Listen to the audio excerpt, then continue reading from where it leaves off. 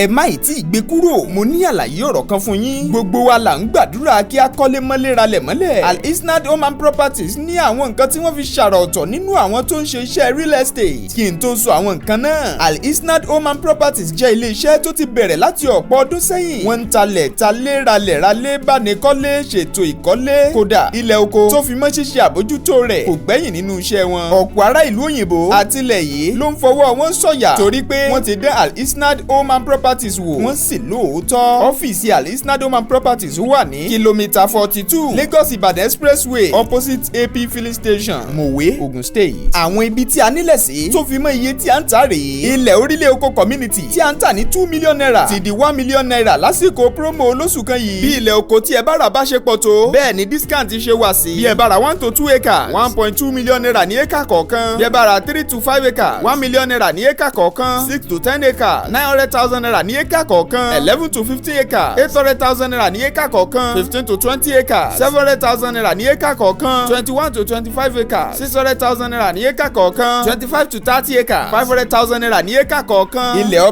Ọbáfẹ́mi Owódé 800,000 ní tẹ́lẹ̀, ní báyìí 500,000. Ti Abẹ́òkúta 700,000 naira ní tẹ́lẹ̀, 600,000 naira ní báyìí. Àṣepa 600,000 naira ní tẹ́lẹ̀, 500,000 naira ní báyìí. Oníjàpá 700,000 naira ní tẹ́lẹ̀, 500,000 naira ní báyìí. Ògèrè 1.2 million naira ní tẹ́lẹ̀, 750,000 ní báyìí. Ìjẹ̀bú-Òde 900,000 naira ní tẹ́lẹ̀, 600,000 naira ní báyìí. Ṣìmáwá 3.8 million naira ní báyìí. Ilẹ̀ tó wà ní Ìṣàrà, Ṣàpàdé, Àtànwódé. Àsìkò yìí gan tí í ṣe oṣù April ni promo olóṣù kan yìí wà fún o. Ní ti farmland wa láti Lagos Island sí orílẹ̀ oko 58 minutes drive ní. Láti Lagos Island sí Ọbáfẹ́ 1 hour péré ni. Láti Mòwe 20 minutes drive. Láti Abẹ́òkúta 30 minutes drive. Ṣàgámù 20 minutes drive. Ìyẹn fi hàn pé ó rọrùn láti débẹ̀ láti ibi tí ẹ bá ti ń bọ̀. Láti kàn sí iléeṣẹ́ Al-HISNAD Home and Properties 0912-985-9600 tàbí 0818-390-9501 tàbí 0810-876-4604. Al-HISNAD Home and Properties wọ́n dìídì máyé rọrùn ní. Ẹ tètè wá ní dúkìá lónìí nítorí ọ̀la.